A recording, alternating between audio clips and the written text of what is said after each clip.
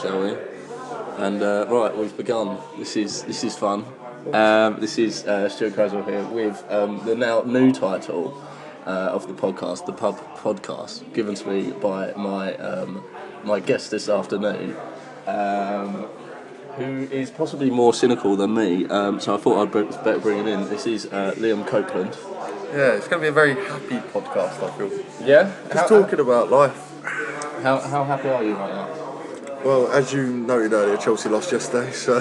They did? Static as that one. I did bring this up. I mean, generally when it comes to football, you know, a team is going to lose and it's the most important thing to ever happen at that point, and then it's the next day and everyone forgets about it and no one cares until the next really, really important game. I feel as a Chelsea fan that I always hold it, but what scares me more is not Chelsea losing, is the backlash I will get, because I guess, as you even know, I'm a notorious dickhead to anyone that ever loses. So I always just sit there and go, someone's going to say something. It's more the fishing that you do, the bait that you put out on social media. That's where I thought the backlash was going to come from. I feel I've become quite notorious for this. You have, and I noticed little genuine mistakes, and I like to just watch. Yeah. Sort of, it's kind of human social media bear baiting. Really. I like it when people don't realise I'm fishing. Like, genuinely the point like of fishing. Tottenham fans. Yeah, but genuinely the point of fishing. But it's also really good when people know I'm fishing, and then they will join in the fishing and give one person, and I'm just like, yeah. There's that one person who is generally a Tottenham fan again. Yeah. Tottenham or Arsenal. I do attack Arsenal quite a lot. See, I'm loosely associated with Arsenal. But I feel this is the thing, like, because I was thinking the other day, like, you it's loosely like football. Yeah, I think it's alright. But honestly, with the way you look, and we both know, having alternative lives, yeah, that people would look at you and go, he doesn't look like he likes football. He wouldn't know who anyone is. But then what he probably takes an active interest in disliking. Yeah. Anyway, but what shocks me more is you love cricket. I do. The one thing you've gone from, like, people would be like, never like football. Now I don't think anyone's ever gone, you look like a cricket guy. No, that is true. The only way I can sort of justify that really is I played it from a young age. So before any sort of not social interaction, but social groups or knowing of anything like that ever existed in my life, I was playing cricket from the age of 5 or 6, and I've just always enjoyed it, really.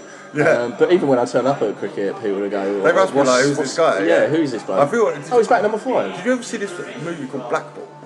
Yeah. Yeah, you remind me of it.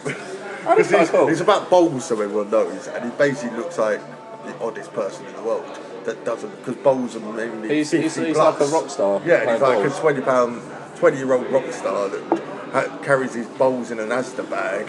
I do like the comparison, because that was by Paul Kay, the actor, who I do very much like. But also, in your estimations, what's better, cricket or bowls? Cricket by far, but I feel my granddad would kill me if I didn't say so. What if you didn't say that? My granddad's a cricket fanatic, to the point that it was only 2 years ago I kind of told him I don't really like cricket. What?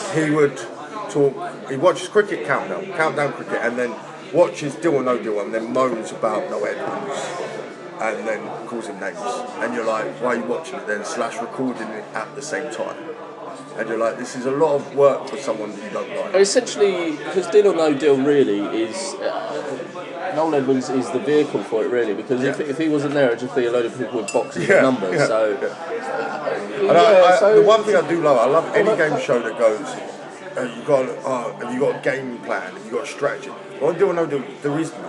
But yet they really try and push that idea on you. But like, you've got a game plan. It's like, you just open the boxes and say no. To be I essentially feel the same when it comes to like poker or something like that. But I do know that there must be some sort of strategy involved to a certain extent. But at the same least time, with poker you can bluff, or you can. Do you know what I mean? You can. And there is a scale of who's a really good poker player and who's not a good poker player. So I suppose there is. I've never really known there's a good box opener, and not a good box opener. He opened that box with panache and style. Do you know what? He's the greatest box opener since Noel Edmonds, 1984. this charisma of this box over there is superb. I don't think it's ever been said. I think it's just he opened box 22.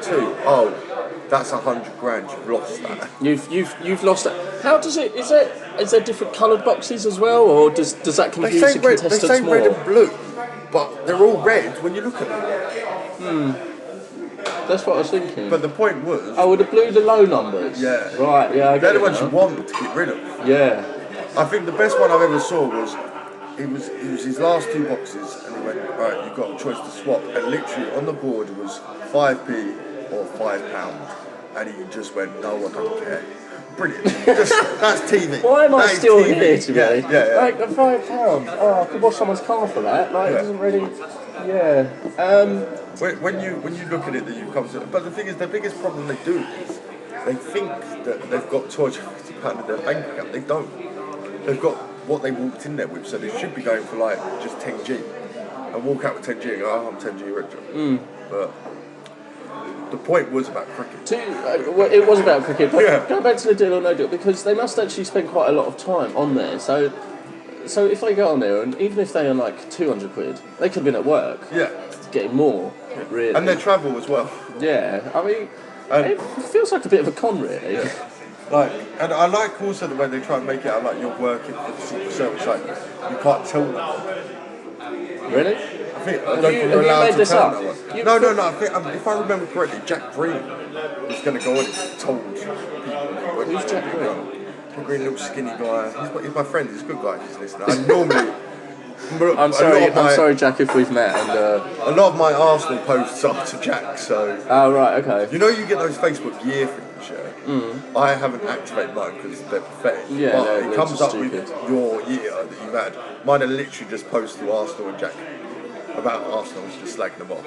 And I But did Arsenal think are- maybe I should ease off now. I always thought like Arsenal were like quite liked as a team because they play, in terms of football. I mean, I'm probably expressing my full extent of knowledge here, but in terms of like when they play it looks nice, like a budget Barcelona. The problem is true. This is a very good analogy actually. But the problem you've got is because you're not a football fan really. Is that it's not football teams people hate. It's football fans. Right. Okay. So people don't hate me because I support Chelsea. They hate me because I'm a Chelsea fan. I hate them because they're Arsenal, West Ham, or Tottenham. Right, Not okay. because of the team. I do hate Tottenham, but they are scum of the earth. And I do generally find that I know how well Tottenham are doing in football through Facebook. Yeah. And The same as West media. Ham. I feel the same with West Ham. Yeah, but it seems more jovial with them. Like, Yeah. oh, we're having a laugh. Yeah, Like, it we seems know we're like rubbish, but West we're having a Ham good fans time. will say we're going to win the league, but realistically, they know they're probably going to get relegated. They're not going to do it. Where Tottenham fans every year go, we're going to win the league, and you're just like, wow, you believe that? When it does come to Arsenal, I do like that new chap, Alexis Sanchez, because he seems incredibly humble, and his legs seem so muscular that his shorts are just stuck on Are them. you a humble man fan? I thought you would be an arrogant fan. I do like Ronaldo. Is he arrogant? I don't know. It's quite arrogant. I do like it when they're horrible, to be honest. Thank you very much. Thank It you. really is a small championship. It can become a small plate. For our tens of listeners there, I did order lunch. I've got scampi and chips. And we're in a pub, hence the podcast name. Podcast. So, Liam, tell me about any other grumblings that you have in your life at the moment. I could moan about the EE shop today, actually. EE? Yeah. I don't really like EE, to be I honest. went in there and it's like, alright, there's a guy in there that's got glasses, and I actually hope he's an listener because he's a dickhead. Like, could you ask him a question? And he was actually like, you should know this. And it's like, well, you work in a phone shop, don't act like you're better. Like, you work in a phone shop, you didn't make the phone. If he was making a phone and he was volunteering to work there, I'd be like, you win, you're smart. But you work in a phone shop. And just and you go in there and you're like, it's not like in any other of the phone shops or anything like that where they're like, hi, how are you? They just look at you like, what? Why are you in my shop right now? Yeah. What's this? Country relish. Is Is it that nice? the jalapeno one? I prefer that one's the nice one. This one's a nice Yeah, one. when I used to work in this pub we're in, that sells, the only one that does country relish in Brentford, I used to steal a lot of bottles. I do like that you didn't allude to where we are. Well, We I know do we've got frequent this now and again, but we also we were actually gainfully employed by this place. I say gainfully. Hopefully. We were sort of hopelessly I still employed. think I suppose. I'm regarded as one of the worst employees they ever had. But that's because, if I'm honest, why would I work? Well, I remember when you came when I was here behind the bar, and I was here for about a week, and you came in, and you didn't. There was no hello, there was no phatic communication. It was so you finally hit rock bottom. Yeah. It's, And you were kind of like, what do you mean? I was like, well, you're here. Like, I was like, yeah, but it's just not that, and then the famous words I've heard from a lot of my friends that still work here. yes, and then it was literally a week later. I went, Liam, I've never heard truer words ushered. That's weird. Yeah. I just saw a scene girl walk past, and I'm all for that kind of fashion. She had But we're pierced not the veil, 2007 jumper on, which is quite cool, dyed black hair, stereotypical kind of. I don't want to say the word emo, I'm going to say scene girl. But she had whiskers drawn on her face. Yeah. The thing what I quite liked is that you knew who Pierce the Veil were, who are one of the greatest bands ever. People don't even realise this. Right. Don't even give me that. Little 2007 Liam's crying. I Said that. I interviewed a band the other day, March on March. Do you know them? No, I don't. They supported Pierce the Veil one night in London, so they know all those guys. Get in contact. Yeah, just tell him I love him. I don't want to meet him or anything. Just my mate's a fan. He likes you. To be fair, I haven't actually listened to anything they've made since 2007. So. Oh, Pierce the Veil? Yeah. I didn't even know they were going that long, to be honest. I thought they were one of those fly-by No, nights. they did a really good, and this bands, is how gay I am. They did a really good rendition of "Bad," "Beat It," by Michael Jackson. Oh yeah. Yeah, which I liked it. Is it because he's got very high-pitched voice? It works out quite nicely. It does actually, yeah. But it's still not as good as the Smooth Criminal that is the king, Papa Roach, Smooth Criminal, all the. No, it was Alien Ant Farm. It's Alien Ant Farm, isn't it? Yes. I always get those two mixed up. They're so idiot. similar. But it's like all of them. No, Papa Roach are like, they ain't good at the world. An Alien Ant Farm. They Like, weren't- we're here to have a good time. I always find with a lot of the blinks and stuff like that, you listen to it and I just want to watch American Pie, and then I You regret do, watching didn't American you? Pie. It's true. Did you ever watch those, you had American Pie and then you had like the The spin-off bad, one? stuff Yeah, like that, yeah. which was essentially just dreadful. it was, how would you describe it? How can we put pornography tits for and jump? Yeah. Pornography for 14-year-olds who I'd say who doesn't know their parents' if kids. Page 3 did an American movie, that's the best way probably to describe it. Because It's tits, but it's all Yeah. a bit jovial and a bit of a Yeah. laugh. Yeah. so, I guess you could say the American. What was it? What's the name from EastEnders? The bar lady. She was in when she was younger. Who? British movies into tradition during the 60s. Those comedies that. Barbara Windsor? Yeah, they're a bit risque. What were they called? Carry on. Carry On. See, I'm a disgraceful British person for not knowing that. I've also not seen Great Escape soon. I remember when I was at work the other evening on New Year's Eve, /New Year's Day, Yeah. when the countdown on, we had it on ITV to show Big Ben and sort of convey to everyone, well, Right, it's New mate. Year, yeah, here we go. No, that was on BBC, but it was a bit before. So they had BBC So in it this was pub. at behind me. midnight, and they were showing the fireworks for 10 minutes. And then literally, at 12:10, they started showing Carry On films. And I thought, it's a slightly bizarre choice to show at 12:10. But I suppose if you've got pissed up people sat at home, then it could seem like a bit of a laugh. It just seemed a bit weird seeing Yeah, but to be fair- what's the guy's name? The one that had the really... Sid Owen. Yes. Watching Sid Owen at 12:10 while I was serving drinks seemed a bit bizarre, to be honest. To be It fair, still though, haunts my nightmares. Like 3 hours later, in the place you were working, or still working, you haven't. It's a Swan in Brentwood, by the way. I like it there. People are nice. I like it, but just know that you have to call Bobby, who works there, Uncle Bobby. And Why is that? That's because he tried it on with his boss's auntie. That's Really? good. I love the way the How world. old's Bobby, by the way? He's like 18, I think. Is maybe, he? maybe 19 at a stretch. I know. But I love the way you had Jeremy Carl on at 4 in the morning. Yeah, things got a bit sort of left field at this point. Yeah. Right? It was New Year's. We were working long shifts. We had a couple of glass prosecco when we finished, and Yeah, Brian May was on the BBC though. What's your opinion of Brian May? Because I could moan about Brian May quite. I don't really like it. His hair winds me out. He's got a face that looks like you could punch I've got all a day, question. but he's also a guitarist and queen. I So actually- Freddie Mercury must have liked him at some point. Yeah. What I do have an issue is with that geezer. What's his name? Didn't he win American X Factor and now he sings with Queen? Yeah, that's what I thought all this sort of brouhaha was about. I mean, what would Freddie Mercury make about that, do you reckon?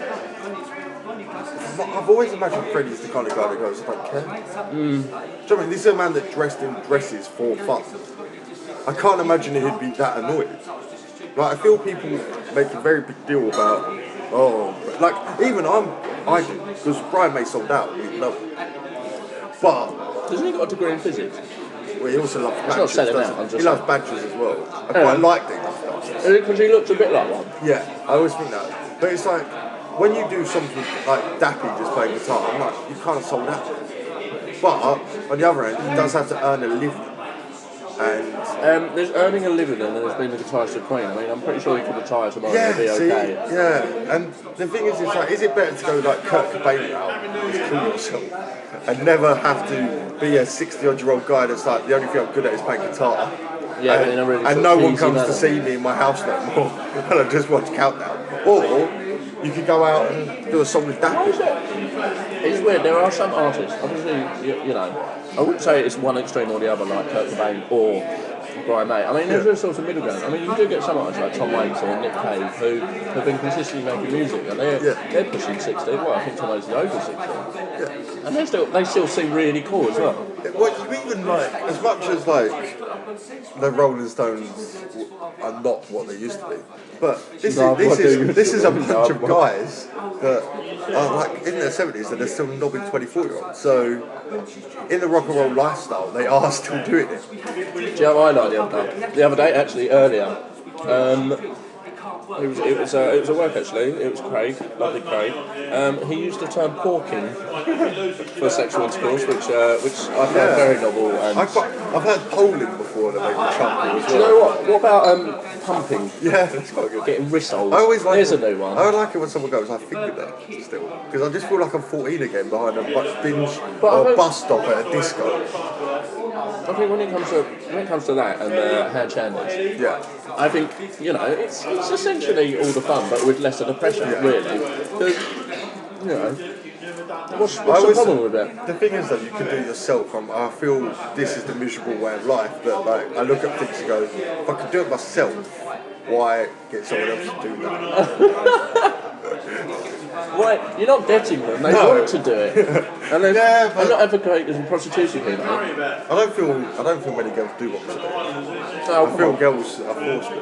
Are forced to? What? Just with anyone? Yeah, it's not walking to rape jokes now though, because then you will have your 10 listeners will go to 2 listeners. Yeah, I mean, I thought it'd be me and you going, we thought that was really good.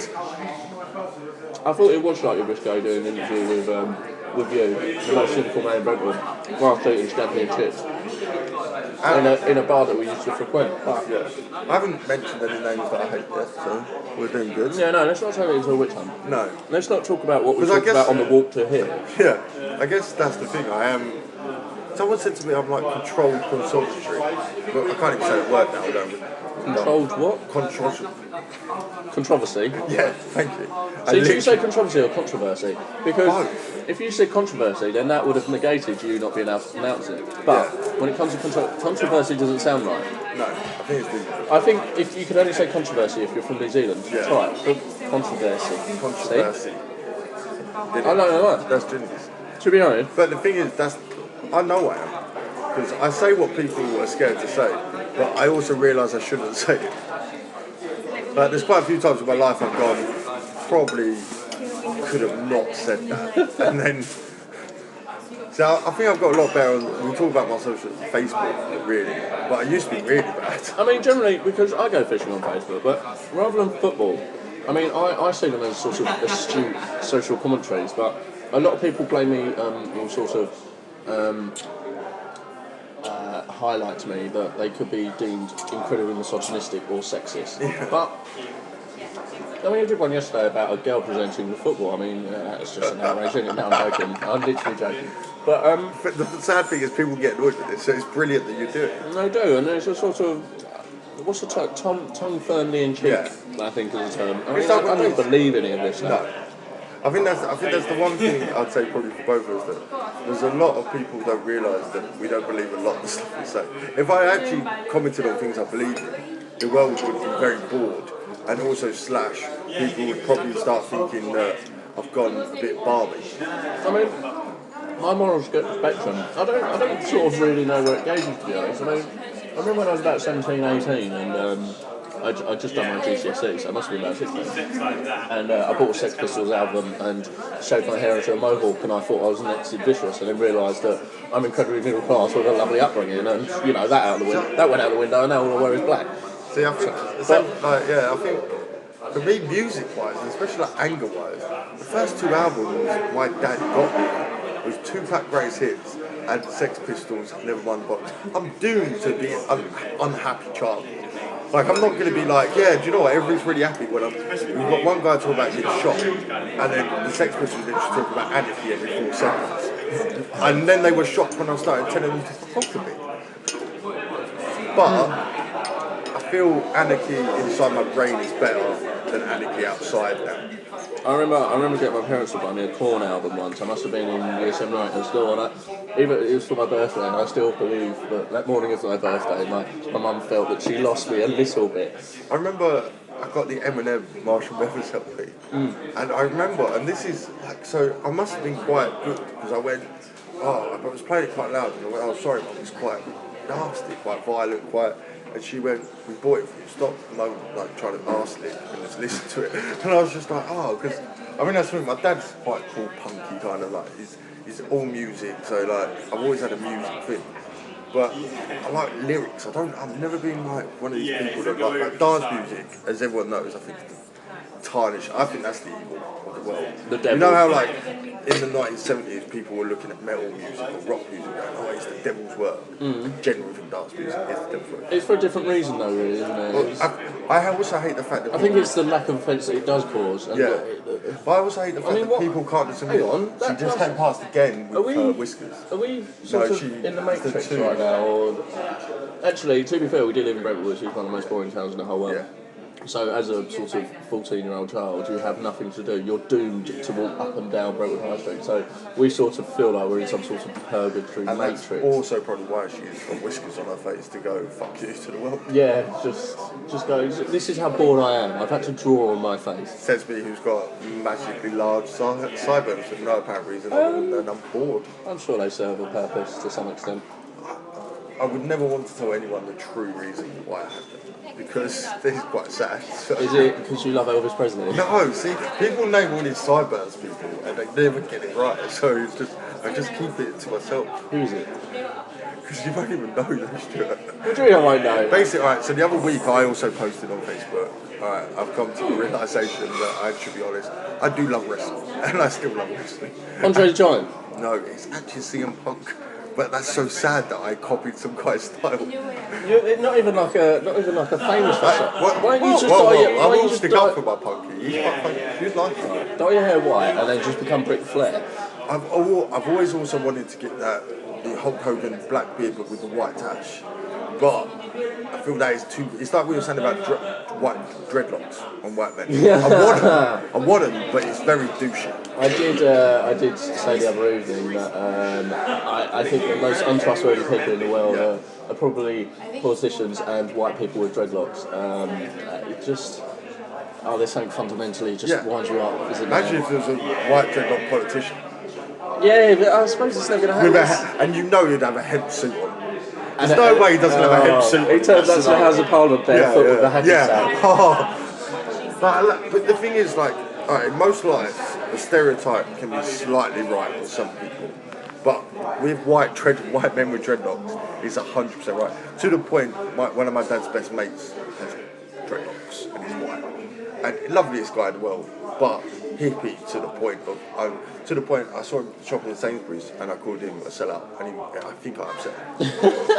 What was he not doing at Calcott Hall?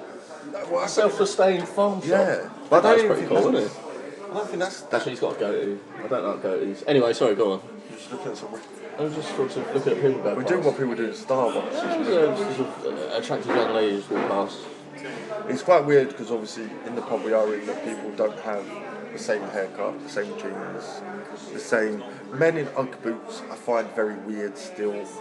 I'm all for breaking down social barriers. I mean, going back to my youth, I did have a girlfriend at the time, and I'd often wear her clothes, and it got to the point where I was wearing her dresses just to make a bit of a point. Still, I find men in Ugg boots infuriating. Mascara guy? I was eyeliner, I wasn't mascara. See, I was big old panda eyes. It's really weird because it started getting to the point where the panda eyes wasn't enough, so I sort of went adamant and started just drawing stripes on the face. That's why she's just done it. But a cat, mine was a kind of homage to adamant. Hers was just a cat. I feel that the problem for me was like, my friends were doing that kind of stuff. But I was skinny jeans, I had long hair at this point. big, but I'm not as big as I was now, but I was a bit big. And the thing is, I just feel being 6'7" at that, you're just asking really to box. Like you would get mocked. I'm not a short person. No, I mean, I'm 6'4". No, but you get. I think there's still a big difference in the sense that people go, "What's he wearing?" Where with me, they'll go, "What are you wearing?" Like I couldn't tell you how many stops I've had for these sideburns. They are fine. I like the sideburn. I feel like it gives you a face definition. The only problem is, have you seen the boat that rocked? Yeah. If I put glasses on, I look like Nick Frost in it. And I don't know if that's a good thing. I love Nick Frost, but it gets lots of hang on, because it can't be accused of being sexist. ladies. So I was going to say it gets lots of funny, but that I always go for gash because I'm more street. Yeah. So. How are you more street than me? I'm wearing a hat indoors right now. Yeah, you've already said you're middle class. I am, but and no offence to you, I think we could ask the millions and millions of viewers and / customers in this fine dining establishment we're in.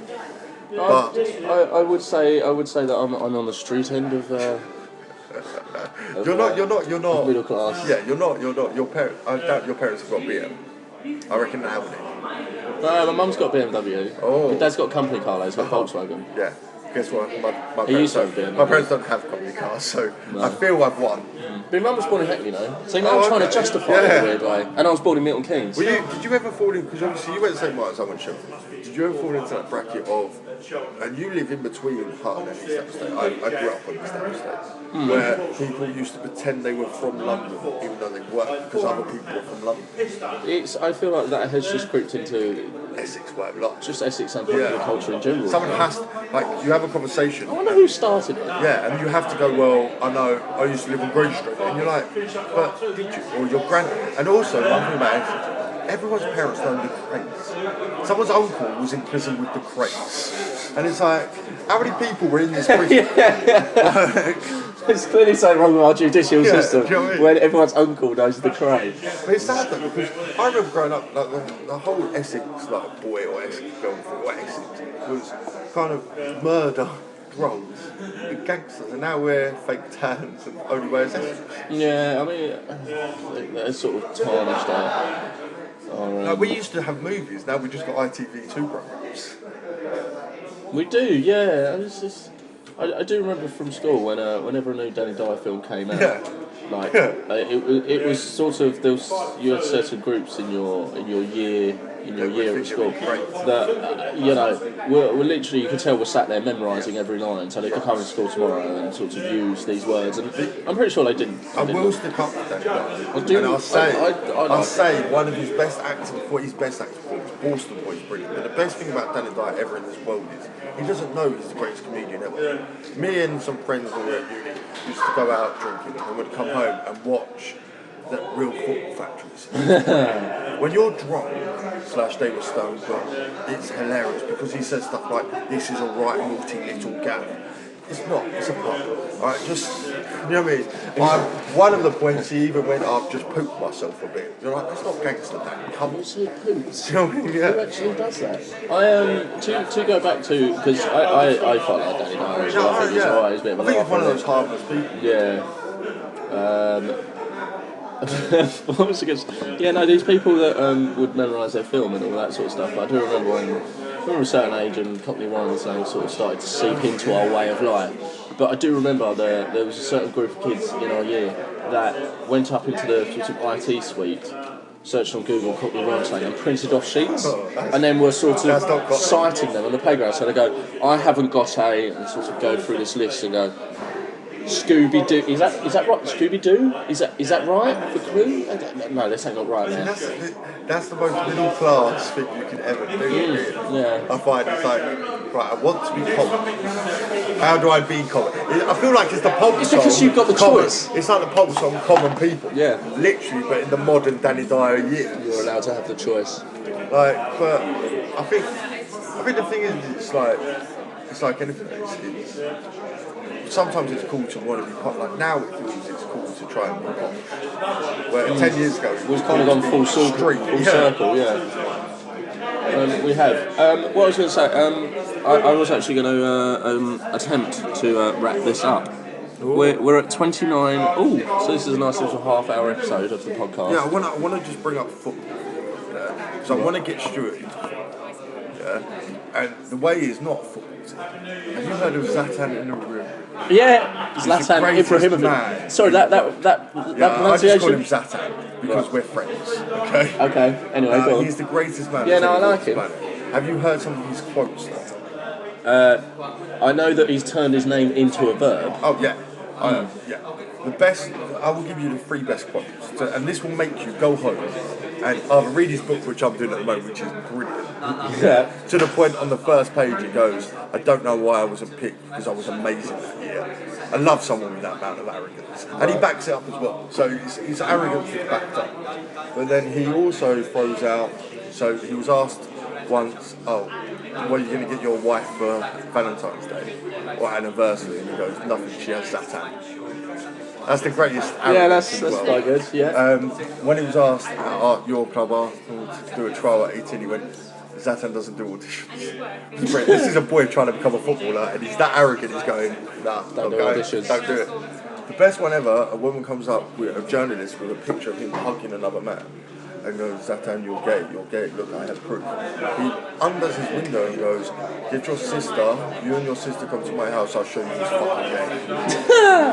What was he going to do? He's got Oh, is he? Yeah. Oh, I think that's something thought he was that- going to say that he hasn't got any musicals in the house or something. No, I think it was genuine sex that he was going to offer. So Yeah. I feel you need to, that will get you...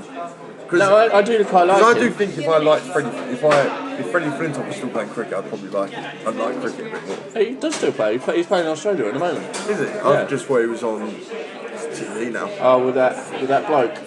He's getting an OVA for being over the top. I like James Corden though. I feel the rest of the world don't, but I do. I feel like a lot of people must like it. The Queen clearly likes it. Yeah. So there we go. He's a good writer. He gave us So Gavin we've and got Stacey. some more 14-year-old kids just about to walk past the window. When That do you reckon the sounds so next? pedo. But when do you reckon the next time we'll see him again is? I feel if we stay here every time. I mean, I was planning on asking for one of those. No, I'm not gonna go that far. I'm not gonna stoop to this level. So, There's so many people in entertainment, which yes. I guess you are in now. Getting caught. Don't get caught. I think on this note of paedophilia, where I sowed the seed in your mind, I'm going to leave it now. I'd like to thank Liam for joining me in chatting absolute sausage. Yeah, for thanks half for an hour. having us. I feel we spoke about nothing of relevance or importance. We set the social media world to rights, cricket, I don't think school. we did. I think we just said I was a dick on social media. Well, yeah, but it's more proverbial than that, Yeah. I do believe. I think Anyway, we we're spoke talking. about stuff. So, thank you for spending time with us. We appreciate it. See you later. Bye. Take care. Bye.